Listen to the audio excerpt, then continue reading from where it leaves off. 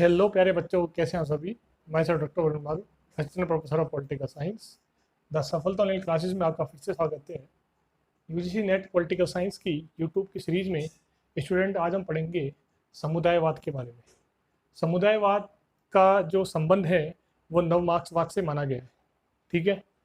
समुदायवाद का मूल अर्थ है कि वो विचारधारा जो ये मानती है कि भाईचारा या बंधुत्व और कर्तव्य जुड़ जाना चाहिए। हर हर व्यक्ति को, हर समाज को, हर मनुष्य को भाईचारे पे, बंधुत्व पे और अपने कर्तव्य पालन पर जोर देना चाहिए, अपनी ड्यूटीज़ पर जोर देना चाहिए कि ड्यूटीज़ कैसे निभरी और हमें अपने बंधुत्व या भाईचारे से मिलकर रहना चाहिए। ठीक है। समुदायवाद के विचारकों में 3 विचारकों के नाम बहुत फेमस हैं: माइकल वॉल्जर, विल किमलिका और अन्ना आरेंट। माइकल वॉल्जर, विल किमलिका और अन्ना आरेंट। हम दोनों के बारे में पढ़ेंगे। अन्ना आरेंट के बारे में पढ़ेंगे शॉर्ट में, और विल किमलिका के बारे में पढ़ेंगे। ठीक है। अन्ना आरेंट को लेकर के मैंने एक वीडियो बना रखा है अलग से स्पेशल, आप उसको देख सकते हैं। ठीक है। अन्ना आरेंट जो थी, शॉर्ट में हम डिस्कस कर लेते हैं। समुदायवादी थी, सीधी सी बात है। ऑन द ओरिजिन ऑफ टोटलिज्म, फांसीवाद की उत्पत्ति कैसे हुई, इसके बारे में पुस्तक लिखी इन्होंने। इस पुस्तक का नाम था ऑन द ओरिजिन ऑफ टोटलिज्म। 1951 में पुस्तक लिखी थी ये। उसमें उन्होंने बताया कि दो प्रकार की पुस्तकें होती है, दो प्रकार के फांसीवाद होते हैं। एक फांसीवाद होता है परंपरागत फांसीवाद, जो हिटलर का था जर्मनी के अंदर, जिसमें कि सरकार मनुष्य के शरीर पर ही नियंत्रण कर पाती है।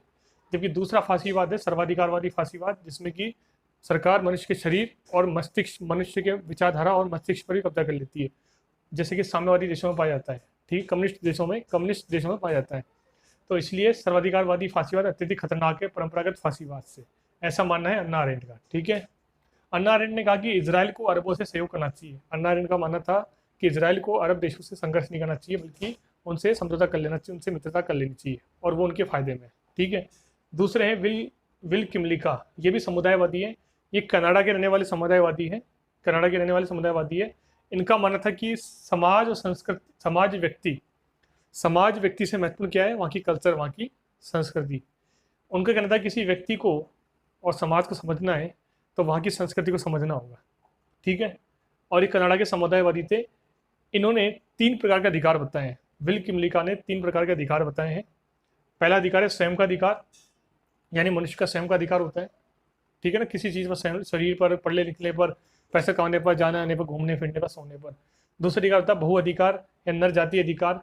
विशेष समुदाय की बहु संस्कृतियाँ होती है, उन समुदायों के अधिकार, रोटी कपड़ा मकान के अधिकार होते हैं, उनको बोलते हैं बहु अधिकार। और तीसरा होता है विशेष अधिकार, स्पेशल राइट्स। विशेष अधिकार में ये होता है कि जैसे मान लो कि आपके कोई विशेष परिस्थिति का अधिकार, स्पेशल कंडीशन के अधिकार, किसी विशेष परिस्थिति में आपको कोई अधिकार चाहिए तो उसको बोलते हैं विशेष अधिकार। विशेष परिस्थिति में, विशेष कंडीशन में दिए जाने वाले अधिकार कहलाते हैं विशेष अधिकार। तो विल किमलिका ने कहा है कि संस्कृति समाज व्यक्ति से अधिक महत्वपूर्ण है, और 3 अधिकार बताएं। आई बात समझ में। समुदायवाद वो विचारधारा है जो कि मार्क्सवाद की नवीन शाखा नव मार्क्सवाद से जुड़ी हुई है।